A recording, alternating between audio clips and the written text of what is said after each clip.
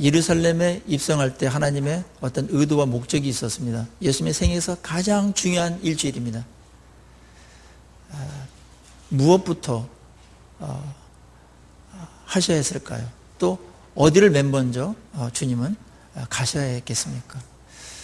주님은 예루살렘에 올라가셔서 가장 먼저 성전을 찾아가셨습니다. 무슨 사내들인 의회나 로마 총독부를 찾아가지 않았습니다. 성전에 사람들이 많기 때문에 간 것도 아닙니다. 성전이 바로 돼야 사람들을 살릴 수 있기 때문에 성전을 찾으신 것입니다.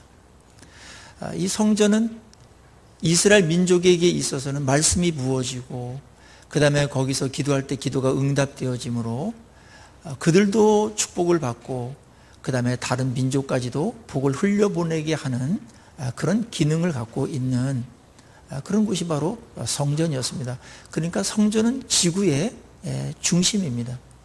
여기서 어떻게 되냐에 따라서 모든 상황들이 다 달라지게 되는 겁니다. 오늘날 교회가 이 역할을 대신하고 있는 겁니다. 성전은 물론 건물 자체가 아닙니다. 오늘날에는 예수님의 제자들의 공동체가 그 성전의 모든 축복과 권한과 이런 것들을 다 위임받은 겁니다. 그게 무엇입니까? 오늘날 우리 회중들입니다. 예수 이름으로 모인 이 교회가 그 기능을 대신하게 되어 있습니다. 그래서 오늘날에도 이 교회가 어떠한 그런 역할을 하느냐, 어떤 상태로 하나님께 드려지느냐에 따라서 국가의 미래와 흥망성쇠가 결정되는 겁니다. 이게 하나님께서 통치하는 원리입니다. 사회학자들이나 경제학자들이나 무슨 정치평론가들은 그렇게 절대로 보지 못합니다. 그런데 세계사를 가만히 보십시오. 2000년 동안 이미 하나님께서 명백하게 증명을 해 주셨습니다. 교회가 타락하면 언제나 그 나라가 망했습니다. 그리고 불행해졌습니다. 전쟁이 있었습니다. 그런데 교회가 하나님께 참된 예배를 드리고 그 다음에 기도하기를 힘쓰고 그리고 그들의 삶에서 변화된 삶으로 하나님께 영광을 돌릴 때 또 예배를 정말 아름답게 드릴 때 그때는 평화를 주님께서 주셨습니다. 그리고 놀라운 부흥을 그 다음에 일반적인 은총까지도 그것이 흘러넘쳐서 거기까지도 하나님께서 복되게 하셨습니다. 그것이 유럽의 역사입니다. 영국의 역사입니다. 그리고 미국의 역사입니다. 지금 우리나라도 그 혜택을 지금 보고 있습니다. 우리나라가 언제 반만년 역사에 이렇게 잘 사는 적이 있었습니까? 이렇게 평화로운 적이 언제 있었습니까?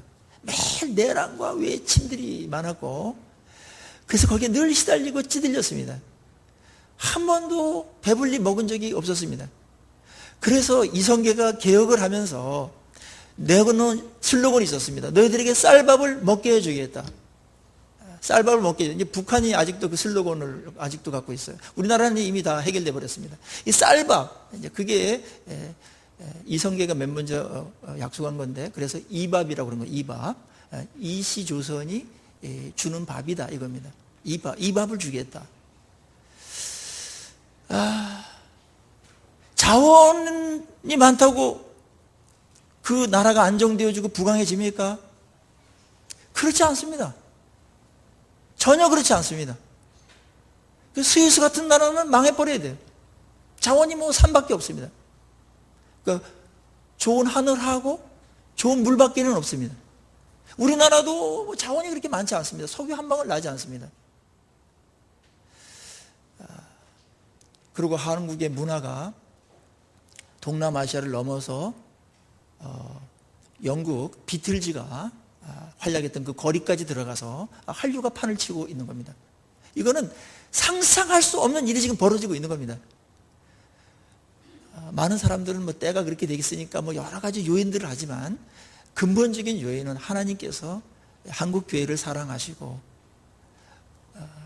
한국 교회를 주님께서 복되게 하셔서 이런 일들을 행하게 한 것입니다. 중국도 등치는 컸지만 늘 당했습니다. 그래서 자존심이 꾸겨질 대로 꾸겨졌습니다. 뭐 몽고한테도 당하고 일본 작은 섬나라한테도 짓밟혀가지고 그 우리나라가 당한 수모는 말도 아닙니다. 가뜩이나 자존심 강한 중국이 일본한테 짓밟혀가지고 난징 대학살 현장을 제가 거기 뭡니까 박물관 해놓은데 제가 간 적이 있었는데 우리나라는 아무것도 아닙니다. 그렇게 짓밟혔던 중국이 크리스찬들이 이 교회가 지하교회 이런 교회들이 딱 이렇게 이제 10% 이제 육박하면서 놀라운 일들이 벌어지고 있는 겁니다. 이제 미국이 이제 청교도들에 의해서 추수감사를 드렸던 그런 청교도들에 의해서 그렇게 하나님께서 쓰셨다면 이제는 이제 미국이 조금 시들해지면서 또 하나님께서 또 이것들을 또 이제 촛대를 옮기는 그런 일들도 벌어질 수가 있는 겁니다. 자, 문제는 교회가 하나님께 어떤 예배를 드리는가 이겁니다. 교회가 어떤 상태에 있는가 이것이 우리 개인과 가정과 국가 공동체의 운명을 좌우하는 것이고 미래를 결정짓는 겁니다. 그래서 예수님께서 가장 시급하게 이스라엘 민족을 사랑하시고 또 다른 사람들을 살려내야 되거든요. 그래서 일주일밖에 남지 않았습니다. 십자가라는 어마어마한 고통이 있는 것을 다 이미 느끼고 있는 겁니다. 다른 거 생각할 수가 없어. 자기 보호본능밖에는 작용할 수 없는 그러한 시간입니다. 근데 주님께서 맨 먼저 찾아간 곳이 성전이었습니다. 이런 이유 때문에 그랬던 겁니다. 가보니까 엉망진창입니다. 매매하는 사람들, 돈 받고는 환정상들이 막 판을 치고 있습니다. 이미 예배는 무너져 버렸습니다. 성전 자체가 예배가 성립이 안 되는 것은 성전 자체가 무너진 겁니다. 그래서 예수님께서 급한 대로 그냥 상 들르면 없고 그 매매하는 사람 내쫓고 상인들 내쫓고 이랬습니다. 이때 물론 6월절 이제 기간이 시작되는 겁니다. 일주일 기간에 많은 곳에서 이제 100만에서 200만 원이 모이는데 작은 도시에 사람들이 많이 왔죠. 그런데 이제 이 성전에서 멀리서 온 사람들이 짐승을 끌고 오기가 어려우니까 그거를 편의를 제공하기 위해서 성전 뜰에다가 이제 그 짐승을 파는 곳을 마련해 놓은 겁니다. 거기까지는 괜찮은 겁니다. 그런데 여기서 이제 가만히 보니까 돈이 이제 막 생길 수 있는 이게 보이는 겁니다. 그래서 이제 성전 관리자들하고 그다음에 그 상인들하고 결탁을 해가지고 이제 돈을 남기는 이런 데 이제 혈안이 돼가지고 돈밖에는 생각하지 않게끔 된 겁니다. 특별히 이제 환전소는 외국 돈 안 받는다. 하나님은 외국 돈 안 받고 이스라엘 돈만 막는다. 이래가지고 이제 바꾸면서 얼마 폭리를 취했습니다.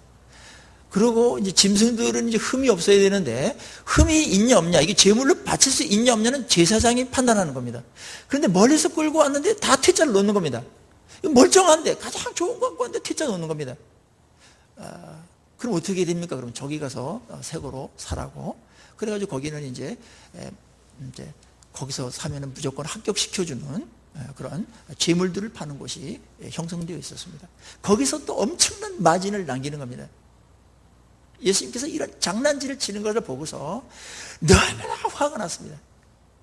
이렇게 분노한 적이 없었습니다.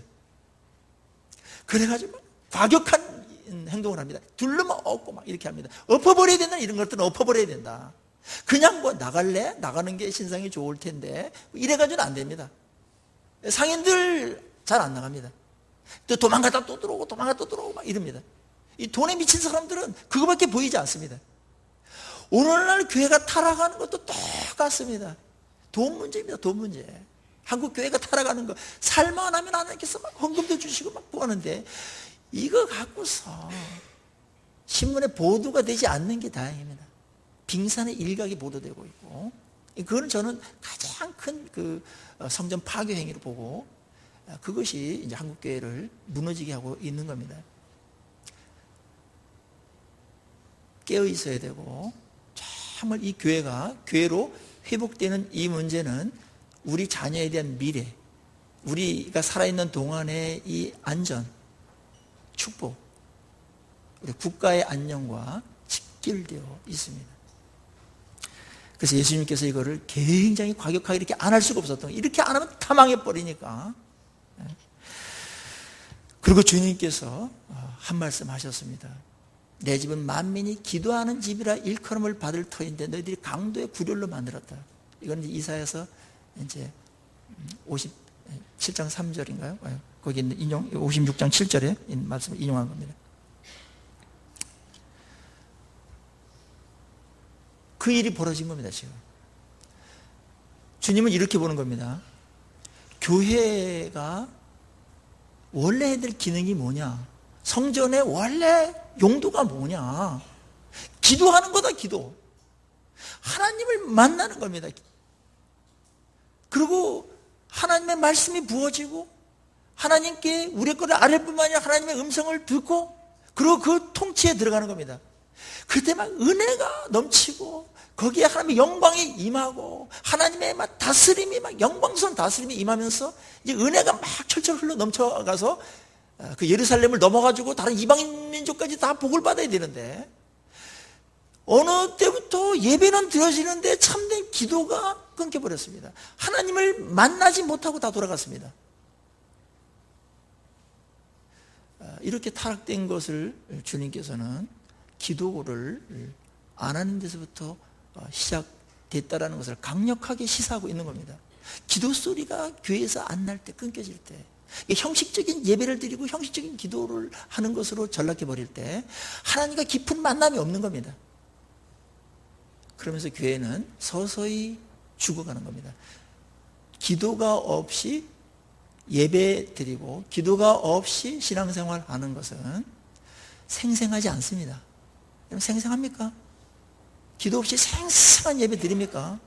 하나님을 만나고 막 이렇게 막 하나님의 사랑을 경험하고 그 다음에 막 가슴을 찢고 어떤 때는 막 하면서 회개하고 그 다음에 내가 막 하나님 앞에 말씀을 붙들고서 막 뭔가 내가 변화가 일어나고 하는 일들은 기도하는 중에 벌어지는 사건들입니다. 기도하는 중에. 그리고 그런 기도가 평상시에 있으면서 그렇게 살다가 주일날 예배를 딱 드릴 때 살아있는 예배가 되고 그럴 때 하나님의 은혜가 막 부어지는 겁니다. 하나님께서 거기 충만하게 임재하셔서 각자를 성령께서 만지시고 적절한 말씀으로 마치 나 혼자를 세워놓고 말씀하시는 것처럼 말씀이 임하는 겁니다. 그게 부흥입니다. 부흥.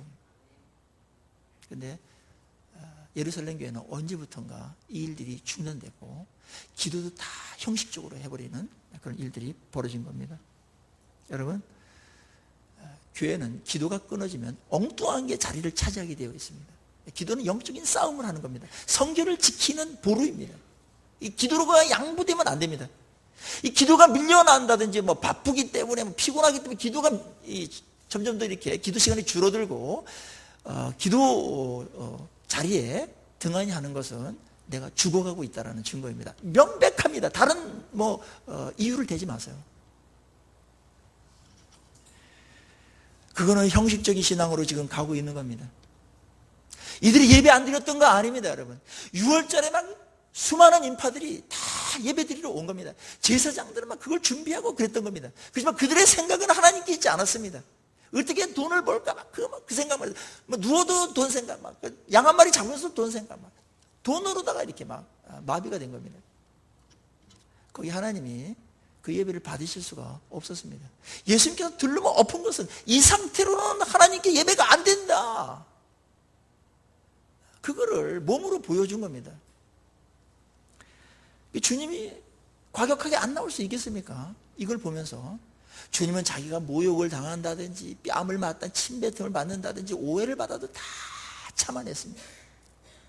그런데 하나님의 영광이 능멸을 당하고 성전이 이렇게 타락하게 될 때는 제 기능을 발휘하지 못할 때는 이거는 하나님의 영광에 대한 문제이기도 하지만 그들의 생존 문제, 그 다음에 그들의 축복에 대한 문제들이 다 미래에 대한 문제가 운명이 결정되는 문제이기 때문에 주님은 여기서 점잖게 온유하게 있을 수가 없었습니다.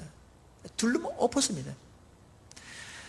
이거는 우리가 단순하게 우리 교회라고만 생각하지 마십시오. 교회는 뭡니까? 우리 한 명 한 명의 마음이 모여서 교회가 된 겁니다. 그렇다면 이거는 나의 문제인 겁니다. 우리 마음에 매일 돈 생각만 한다든지 우리 마음속에 우리 마음속에 나를 지배하고 있는 생각이 뭡니까? 그게 하나님의 나라와 하나님의 영광과 관련된 겁니까? 아니면 이 세상에서 그 어떤 것들입니까? 그거 위해서 여러분의 인생을 팔지 마십시오. 우리는 그것을 위해서 이 땅에 존재하는 게 아닙니다. 더 가치 있는, 더 존귀한 것들이 있는 겁니다. 하나님은 우리가 시시하게 사는 것을 못 참습니다. 왜냐하면 사랑하기 때문에, 워낙 존귀한 존재이기 때문에, 예수 그리스도의 그 몸값을 지불하고서 산 존귀한 자들이기 때문에 시시하게 사는 것에 대해서 참을 수가 없습니다. 참을 수가 없어요. 우리 자녀들이 귀하니까 뭐 이렇게 시시하고 막 이렇게 훌륭하게 만들었는데 훌륭한 짓 안 하는 것과 연결되면 너무나 속이 상하죠. 짧은 시간도 참기가 어렵습니다. 그래서 이제 부모들이 매일 뭐 자녀들 막 그 스마트폰하고 막 그다음에 오락하는 거랑 늘 전쟁입니다. 훌륭하게 키우고 싶은데 이게 엉뚱한 데로 가고 있거든. 주님은 그거에 비해서 훨씬 더 마음 아파하십니다. 여러분들 이 땅에서 무엇을 가장 존귀한 가치로 여기면서 그것을 추구하고 있습니까? 어차피 가장 존귀하고 가치 있는 것들을 추구하게 되어 있습니다. 거기에 헌신하게 되어 있습니다. 그거를 제대로 따라갈 때 우리는 아주 존귀하게 이 땅에서 우리의 인생이 정말 아름답고, 우리가 생각하고 우리가 설계하고 우리 내 멋대로 막 한 것보다도 엄청나게 존귀하게 되는데, 우리 생각도 짧으면서 인생도 또 살아보지도 못했으면서 끝까지 안 가봤으면서 그렇게 하나님의 그런 방법을 무시하는 것은 그것은 아주 대단히 어리석은 것입니다. 저는 우리의 마음에도 이런 어떤 청결해야 될 것들이 있다고 봅니다. 성령께서 우리에게 말씀을 들을 때 딱딱 지적하고 책망할 때 나에게 하시는 말씀입니다. 뜨끈뜨끈한 거 있어야 됩니다. 하나님 날 붙들고 있는 거고 날 사용하고 있는 거고 나와 함께 한다는 증거입니다. 그거 피하지 마십시오. 그리고 또 다음에 해야 되지 이렇게 하지 마십시오. 정리해야 됩니다. 정리해야 됩니다. 빨리 정리할수록 좋습니다. 기도해야 되는데 이루기를 언 5년 아닙니까? 우리 송구영신 예배 드릴 때 올해 좀 기도 좀 하고 말씀 좀 많이 좀 이렇게 보고 그렇게 결정했는데 벌써 이제 10월 지나갔습니다. 그렇게 오신 분들도 대단히 많다고 봅니다. 그런데 또 10개월 또 금방 지나가지 않습니까? 중요한 거 빨리 해야 됩니다. 급한 것부터 해야 됩니다. 자, 성전 회복에 있어서 가장 중요한 거, 교회 회복에 있어서 가장 중요한 거, 기도입니다. 하나님 만나야 됩니다. 집에서 뭐 성경 공부만 한다고 되는 게 아니에요, 이게. 하나님을 만나야 됩니다. 그 말씀을 주신 그분을 만나고 말씀을 받는 것과 그분 안 만나고 나 혼자 연구하는 거랑은 너무나 다른 겁니다. 그분을 만나면 그분이 우리에게 말씀을 주십니다. 그래서 막 그 말씀이 나의 삶에 얼마나 지혜를 주는지, 나의 삶을 얼마나 아름답게 또 해주시는지, 문제를 해결해 주시는지, 이 지혜가 있으니까 그거 보고 살아가게 되고, 그럴 때 하나님이 그 사람을, 또 그 사람, 그렇게 사는 사람들, 완벽하진 않지만 그렇게 몸부림치면서 사는 사람들을 의인이라고 그렇게 부르시면서 그들의 모임이 예배를 드릴 때 하나님께서 기뻐하시고 거기에 함께 하시고 또 은혜를 베푸시고 하나님의 영광을 드러내시고 또 변화를 또 일으키시는 그런 놀라운 축복들이 흘러가게 되는 줄로 믿습니다. 오늘 이 시간이 그러한 예배가 되기를 주의 이름으로 축원합니다. 제가 이제 가끔 이제 어느 그 교회에 헌신 예배 가보면은 예배가 이게 살아있나 이렇게 좀 마음에 많이 안타까운 데를 볼 때가 있습니다. 근데 어느 교회 가면은 정말 살아있습니다. 근데 그게 어디서부터 결판되냐면 예배 드리러 오기 전에 결판난 겁니다. 기도를 하고 준비하고 이런 분들이 몇 명이라도 있으면 그 예배가 막 많은 사람들이 기도하면 더 좋겠죠. 그러면 그 예배에 하나님께서 막 은혜를 베푸십니다. 그래서 또 살아나게 되는 겁니다. 우리 넘어질 수 있습니다. 우리는 형식화되는 건 완전 자동입니다. 완전 자동이에요. 가만히 있으면 형식화돼요. 가만히 있으면 변질돼요. 왜? 죄성이 있기 때문에. 이게 강력한 거예요. 우리의 그 욕심이라는 게 있기 때문에 가만히 있으면 다 욕심으로 가게 되어 있습니다. 이거를 중력과 같은 이 욕심의 힘을 이기면서 뚫고 나가는 것은 하나님의 은혜가 아니면 할 수가 없는 겁니다. 하나님의 말씀이 임하면 되는 겁니다. 성령의 역사가 일어날 때 내 욕심을 다스리고 하나님께서 원하는 쪽으로 우리가 가게 되는 줄로 믿습니다. 이 성령의 소욕이 더 강한 겁니다, 여러분. 그렇죠? 욕심도 너무너무 강한 거예요. 그래서 여기에 제사장들이 먼저 타락한 겁니다. 제사장들이 욕심에 해가지고 타락해가지고 성전을 이 지경으로 만들어 놓은 겁니다. 주님께서 그거를 가만두시지 않으셨습니다. 그리고 회복하는 길은 기도다. 교회는 하나님을 만나서 기도하는 곳이다. 그래서 이제 그 솔로몬이 성전을 건축해 놓고서 하나님 앞에 막 엄청난 기도를 합니다. 그러면서 이제 하나님, 이 땅이 기근이 있고, 이 땅이 전쟁이 있고, 이 땅에 메뚜기 떼들이 소출들 다 갉아먹을 때, 전염병이 돌 때, 하나님 이곳에서 저희들이 기도하면 하늘문을 여시고 저희들을 긍휼히 주시사 저희들을 구원해 주시옵소서. 이런 기도의 내용들을 장엄하게 그 낙성식 때 올리지 않습니까? 교회는 그런 기도하는 겁니다. 국가가 어려울 때 나와야 됩니다, 여러분. 우리나라가 안전하지 않습니다. 늘 아슬아슬합니다. 하나만 탁 끊어지면 무너지는 겁니다. 우리의 인생도 아슬하지 않습니까? 아슬아슬해요. 자녀들 문제도 아슬아슬합니다. 하나님께서 천 가지 만 가지 붙들고 계시니까 이게 되는 거지. 이런데 이게 자동으로 가는 게 아닙니다. 그 영적으로 불감증이에요. 안전 불감증이 있지만 영적 불감증은 더 심각한 겁니다. 하나님께 엎드려야 됩니다. 여러분, 기도의 시간 다른 시간에게 빼앗기지 않기를 축원합니다. 드라마 보는 시간 대폭 줄이시고, 또 대폭 줄이려면 또 너무나 감당하기 어려운 말씀이다 이렇게 하는 분인데 한 3분의 1이나 절반 정도 줄이시고, 또 결단력이 있는 분들 TV 없애버리시고, 그리고 기도의 시간들 확보하시기를 축원합니다. 이것만이 살 길입니다, 여러분. 주님께서 성전을 정화하시고 그 다음에 거기서 소경된 자, 저는 자들이 나왔습니다.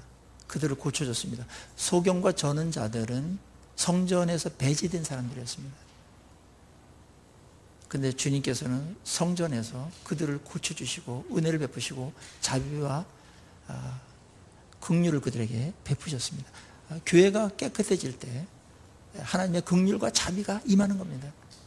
그리고 거기서 찬양이 터져 나왔습니다. 제사장들이 찬양을 해야 될 텐데 그들은 찬양을 하지 않았습니다.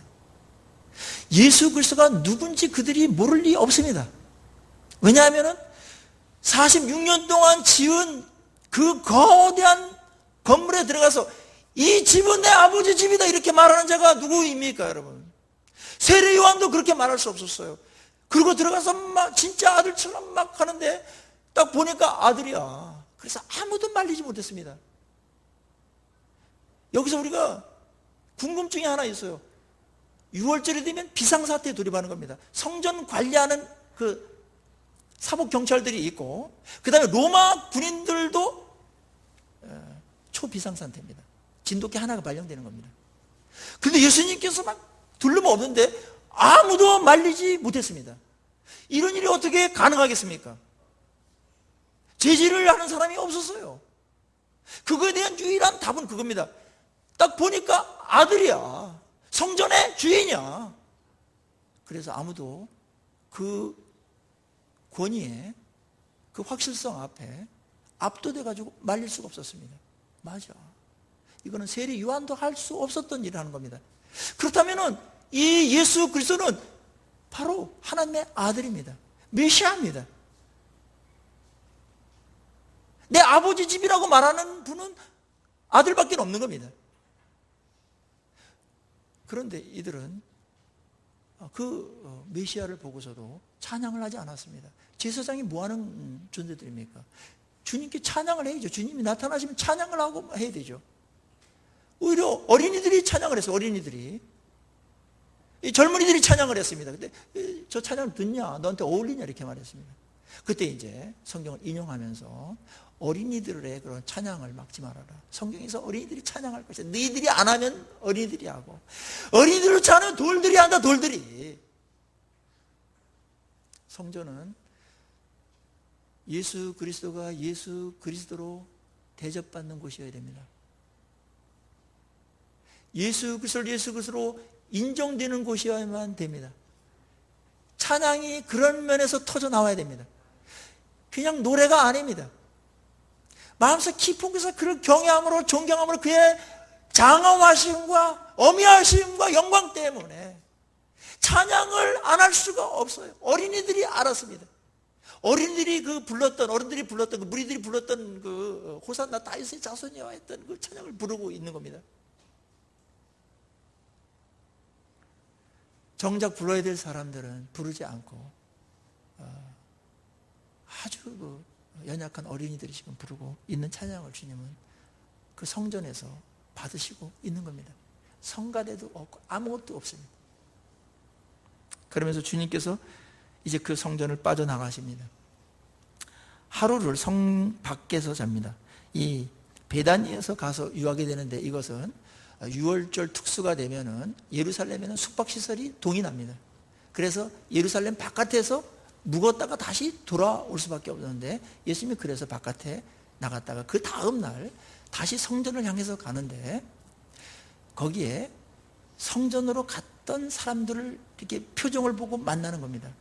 성전으로 막 예배드리고 막 1년에 한 번 가고 그러니까 얼마나 막 성전 가서 하나님을 만나고 하나님의 말씀 듣고 하나님의 축복도 받고 치유도 되고 막 이러고 가야 되겠다 막 이러고 갔는데, 가보니까 예배가 은혜가 안 됩니다. 썩어버린 겁니다. 하나님을 경험할 수가 없었습니다. 이거는 영혼이 살아있는 사람들은 다 느끼는 겁니다. 이게 형식적 예배를 드리는 건지 하나님의 임재가 있는 건지 우리가 아는 겁니다. 예배가 깨져버린 겁니다. 그리고 거기에 부패와 더러운 것들이 가득 채워져 있어요. 쓰레기 더미로 가득 채 있었습니다. 거기에 많은 사람들이 실망하고 돌아오는 겁니다. 이런 성전이 과연 필요한가? 그런 표정을 짓고 나오는 겁니다. 그때 예수님께서 무화과 나무에 딱 갔습니다. 근데 무화과 나무가 나무가 무성했습니다. 무성했는데, 이파리가 무성했는데 딱 보니까 열매가 없었습니다. 바로 그 자리에서 저주해 버렸습니다. 영원토록 열매를 맺지 못할 것이다. 이거에 대해서 이제 버트란트 러셀이라든지 이런 사람들은 예수님이 너무나 과격하시고 좀 비인간적이고 그러신 면을 나가 봤기 때문에 예수를 안 믿는다, 이렇게까지도 했던 구절입니다. 그렇지만 그 사람이 오해했던 것은 무화과 나무도 제대로 몰랐고, 그 다음에 예수님께서 하고자 했던 그 의미도 제대로 몰랐기 때문에 그렇게 된 겁니다. 무화과 나무는, 우리나라에 무화과 나무가 있지만 6, 7월경에 추수기입니다. 그런데 3, 4월경에도 일찍 달릴 때가 있고, 그 다음에 뒤에 9월, 10월에도 이렇게 달리고 하면서 대부분 이렇게 오랫동안 그렇게 열매를 맺게 되어 있습니다. 그리고 무화과 나무는 아주 희한해요. 이파리가 나면은 이파리가 나을 때부터 열매를 안고 나옵니다. 보셨습니까? 그 이파리가 있으면 열매가 있어야 되는 겁니다. 다른 거랑 달라요. 물론 이제 복숭아나무 이런 것도 이제 그거는 이제 꽃이 먼저 피죠. 근데 잎이 먼저 나옵니다. 근데 그게 가만히 보면 그 안에 열매를 안고 옵니다. 근데 이게 없다라는 겁니다. 이 성전을 비유한 겁니다, 이게. 이 무화과 열매 없는 이 무화과 나무가 이파리는 무성한데 열매가 없는 건 이상한 겁니다. 아주 비성정적인 겁니다. 이 무화과 나무가 완전히 잘못된 겁니다. 예배를 드리고 찬양을 하고 이러는 거는 열매입니다. 이파리입니다. 이파리가 무성한 겁니다. 근데 이스라엘 백성들이 수백만이 와가지고 이렇게 예배를 드리고 하는데 예배에 열매가 없는 겁니다. 이상한 겁니다. 마치 지금 이스라엘 예루살렘에 있는 성전의 모습과 이 무화과 나무가 너무나 흡사한 겁니다. 주님께서 메시지를 담아서 표적을 행한 겁니다. 일주일 동안 표적을 그렇게 많이 행하지 않았습니다. 가장 드러내는 표적은 바로 이거 하나였습니다. 저주해버렸습니다. 그렇게 하면은 영원토록 열매를 맺지 못할 것이라고 심판자로서 얘기하는 겁니다. 그리고 예수님께서 죽으신 지 40년 지나서 성전이 완전히 무너졌습니다. 말라 버렸고 그리고 무너져 버렸습니다. 예언이 성취된 것이죠. 이 40년 동안 기간을 준 것은 은혜였습니다. 그걸 알아들었어야 됩니다. 빨리 회개할 기간을 준 겁니다. 돌아왔으면 안 무너졌을 거예요. 그런데 저주하고 심판이 선언된 겁니다. 심판이 선고가 되더라도 집행은 한 40년 후에 할 수 있는 겁니다. 이 기간을 우리가 잘 보셔야 됩니다. 이게 영적인 감각인데요. 뭐 지금도 괜찮네 뭐 이러고 있다가는 망하는 겁니다. 기회를 주는 겁니다. 오래 참으시는 겁니다. 괜찮은 게 아니고 참으시는 겁니다. 참으시는 건지 괜찮은 건지 구별할 줄 알아야 됩니다. 분명히 회개해야 되는데 뭐 괜찮네 이런 거는 하나님의 자비를 그거를 무시하는 겁니다. 하나님의 오래 참음을 무시하는 겁니다. 40년 뒤에 로마에서 완전히 짓밟히고 돌 위에 돌 하나가 남지 않습니다. 엄청난 성전이었는데 그리고 아직까지도 복원되지 못했습니다. 얼마나 무섭습니까? 그런데 예수님께서 성전을 저주하지는 않았어요. 성전은 하나님의 이름이 있기 때문에 성전은 이렇게 막 저주하고 그러지 않았습니다.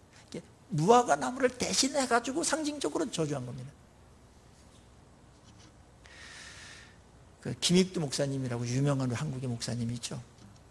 이분이 이제 어느 고을에 전도를 하러 갔는데 거기 한 젊은이가 뛰어들어와 가지고 목사님 이 마을에서 전도하지 마세요. 엊그저께 벼락이 떨어져 가지고 바위가 깨지고 그 다음에 논바닥이 막 나고 막 나무가 막 찢어지고 막 불타버리고 막 그렇게 됐습니다. 하나님이 눈이 멀으셨든지 안 계시든지 둘 중에 하나입니다. 여기서 전도하지 마세요. 떠나세요. 이랬어요. 위기잖아요. 김옥자에서 주여 지혜를 주시옵소서 이렇게 했는데 지혜가 왔어요. 이렇게 말씀했습니다. 젊은이 학교에 가면은 학생들이 졸면은 어떡하지? 선생님이 몽둥이를 갖고 있는데 졸면은 어떡하지? 공부하고 떠들면 어떡하지? 뭐 때리거나 뭐 몽둥이에다가 칠판을 툭툭 이렇게 딱딱 때립니다. 근데 칠판을 먼저 친 다음에 그 다음에 말 안 들으면 때리지. 네. 하나님은 말 안 듣는 사람을 먼저 치지 않아. 칠판을 먼저 쳐. 그리고 깨우치고 그래도 말 안 들으면 그때 너를 때릴 거다. 이 말을 하니까 젊은이가 맞거든요. 목사님 그럼 어떻게 하면 되겠습니까? 예수 믿어야지 뭘 어떻게 해. 그래서 거기서 예수를 믿고 그 사람을 통해 가지고 그 마을에 교회가 세워졌다는 일화가 있습니다. 그 젊은이는 정말 막 진짜 은혜 받은 거예요. 예? 우리 주변에서 벌어지는 일들 잘 보셔야 됩니다. 먼저 교회를 때리지 않습니다. 성전을 먼저 때리지 않습니다. 주변의 다른 것들을 이렇게 타진합니다. 알아차리라고. 기회를 주는 겁니다. 그때 하나님께 빨리 돌아오는 사람은 지혜롭고 센스가 있는 사람이고 뭐 다른 거 때리는데 뭐 나야 괜찮지 이러고 태평하게 보내는 사람들은 무딘 겁니다. 우리 주변에서 들려오는 많은 이야기들이 있고 하나님의 사인들이 적지 않게 들려오고 있습니다. 교회가 회개해야 된다는 겁니다. 교회가 청결해져야 된다는 겁니다. 교회가 다시 하나님을 만나고 거기서 회개할 거 회개하고 정리할 거 정리하고 청산할 거 청산하고 그리고 하나님의 말씀 받아서 열매 맺는 삶을 살라는 겁니다. 주님은 오래 참으셨습니다. 열매 없는 것에 대해서. 주님이 원하시는 것은 열매입니다. 청결로 끝나서는 안 됩니다. 기도로 끝나서는 안 됩니다. 청결하고 그 다음에 기도하고 말씀 받고 그리고 말씀 순종함으로 인해서 살면서 그 내용이 나와야 됩니다. 이게 열매입니다. 열매. 이 더러운 쓰레기 같은 것들이 청산되지 않는 한 열매는 맺을 수 없어요. 그대로 망하는 겁니다. 순서가 그렇게 되어 있는 겁니다. 그래서 기도가 굉장히 중요한 것이기 때문에 이 성전을 회복하고 열매 맺는 데 있어서 청결하게 하는 것도 그렇고 열매 맺는 것도 그렇고 기도를 통해서 일어나기 때문에 그래서 다시 기도 얘기를 또 하는 겁니다. 주님께서 이 구조를 잘 보세요. 21절 예수께서 대답하여 이르시되 내가 진실로 너에게 이르노니 만일 너희가 믿음이 있고 의심하지 아니하면 이 무화과 나무에게 된 이런 일만 할 뿐 아니라 이 산들로 들려 바다에 던지지라 해도 될 것이요. 이 제자들의 질문하고는 좀 달라요. 제자들이 뭐라고 물었냐면 그 무화과 나무가 곧 말라버렸거든요. 그때 무화과 나무가 어째서 이렇게 됐습니까? 그럴 때 주님이 제자들의 질문하고 동문서답같이 기도해야 된다 그렇게 말하는 겁니다. 믿음으로 기도하면 능력이 나타난다. 이쪽으로다가 주님이 물꼬를, 그 논리를 막 틀어버립니다. 그리고 22절 놀라운 약속을 합니다. 성전에서 이루어질 이 놀라운 약속을, 누려야 될 이 특권을 주님께서 다시 선포합니다. 한번 22절 같이 한번 읽어봅시다. 시작. 너희가 기도할 때에 무엇이든지 믿고 구하는 것은 다 받으리라 하시니라. 믿습니까? 믿습니까? 우리 믿는다고 아멘 한 거 너무나 감사한 일이에요. 그렇지만 기도의 자리로 안 나온다면 안 믿는 겁니다. 조금 기도해보고 안 되네 하는 것은 안 믿는 겁니다. 여기서 믿음이라는 것은 하나님하고의 신뢰입니다. 하나님의 성품을 믿는 겁니다. 하나님의 능력을 믿는 겁니다. 하나님의 약속을 붙들고 끝까지 가는 겁니다. 이것이 미래가 될 것이고 현실이 될 것이다. 하나님의 성품을 붙들고 기도해야 됩니다. 그분 약속하셨습니다. 반드시 지킵니다. 안 지킬 수가 없습니다. 안 지킬 이유도 없습니다. 단 전제는 있습니다. 너희가 청산할 거 청산해야 된다. 마음 청결해야 됩니다. 영혼 청결해야 됩니다. 그리고 열매 맺는 자리까지 오면 그때 하나님께서 너희들의 그 성전에서 기도하는, 너희들 모임에서 기도하는 것, 너희 교회가 기도하는 것들을 다 들어주겠다. 그렇게 약속하셨습니다. 이거는 전능자가 아니면 이런 약속 남발할 수 없습니다. 그는 지금 뻥을 치는 게 아닙니다. 무슨 인기 얻으려고 하는 게 아닙니다. 성전을 회복하기를 원하시고 성전을 통해서 주시고자 했던 그 기도 응답의 풍성함을 경험하라고 지금 이 말씀을 하고 계신 겁니다. 이 초청 앞에, 이 특권 앞에 여러분의 반응은 무엇입니까? 오늘 성령께서 여러분의 마음에 도전하는 것이 있다면 꼭 붙으셔야 됩니다. 피해가려고 하지 마십시오. 그러다가 또 10개월 지나고 또 5년 지납니다. 맞아. 정규적인 기도의 시간을 확보하십시오. 그리고 가능한 한 교회에 나와서 기도하십시오. 집에서 잘 되면 집에서 하세요. 그렇지만 교회에서 나와서 하는 게 아무래도 더 잘 될 겁니다. 기도의 시간을 확보하는데 교회의 청결함도 걸려있고 그 다음에 교회의 교회됨이 걸려 있습니다. 성전의 성전됨이 걸려 있습니다. 그리고 성전의 역할과 기능을 이 땅에 마음껏 펼치기 위해서 기도라는 엄청난 능력을 우리에게 주시고 특권을 주셔서 감당케 하시는 겁니다. 그런데 이 기도를 놓으면 어떡합니까 여러분? 망하겠다는 거지. 이 시간에 성령께서 하나님 이유 되지 않겠습니다. 이제. 바쁘다, 피곤하다, 시간이 없다. 그거는 핑계입니다. 진정한 이유가 뭔지 가르쳐 드릴까요? 기도 안 하실 때? 믿음이 없는 겁니다. 무엇에 대한 믿음이? 하나님 약속에 대한 믿음. 그리고 22절에 대한 믿음. 너희가 기도할 때 무엇이든지 믿고 구하는 것은 다 받으리라. 이 말씀 너무나 엄청난 선언입니다. 그리고 우리에게는 너무나 축복입니다. 어느 누가 능력자가 와서 너 나한테 뭐 구하면 내가 다 들어줄게 그러면 막 싱글벙글하고 막 그렇게 막 이렇게 하고 안 하겠습니까? 뭐 안 가요. 막 이러면서 있겠습니까? 믿음입니다. 믿음이 있는 것 같으면서도 현대인들이 없어요. 지적인 동의가 아니고 믿음 말입니다. 신뢰 말입니다. 오늘 이 말씀을 통해서 주님이 우리에게 말씀하십니다. 교회를 깨끗하게 해라. 오염시키면 안 된다. 교회는 원래 기도하는 곳이고 하나님 만나는 곳이고 만민이 와서 기도하는 곳이다. 하나님 만나고 구원받고 축복받는 곳이다. 거기서부터 축복이 흘러간다. 그게 안 이루어질 때는 하나님께서 심판하시고 무너뜨릴 수밖에 없다. 이 모든 것들을 회복하는 것은 기도의 자리로 나오는 거다. 믿음을 갖고 약속을 붙들고. 저는 기도하는 사람이 그래서 가장 큰 애국자라고 생각합니다. 그들 때문에 이 나라가 온 겁니다. 아무도 인정하지 않아도 좋습니다. 하나님은 그렇게 보는 겁니다. 많은 사람들을 가장 많이 유할 수 있는 방법은 기도하는 겁니다. 우리의 물론 요구만 우리가 들어주는 그런 것이 아니라 하나님의 음성을 듣고 하나님의 말씀을 받고 하나님을 높이고 깊이 만나고 그리고 축복을 흘려보내는 그런 하늘문을 여시는 그런 일에 우리를 부르셨습니다. 이 절호의 기회를 이 가을에 놓치지 않기를 주의 이름으로 축원합니다. 기도의 사람으로 다시 한번 결단하시고 함께 우리의 기도의 시간들을 확보하시고 그래서 간증이 넘치고 기도 응답이 정말 이루어지는 주님의 교회다. 많은 간증들이 이 기도 응답을 통해서 여러분에게 있기를 주의 이름으로 축원합니다. 같이 기도하십시오.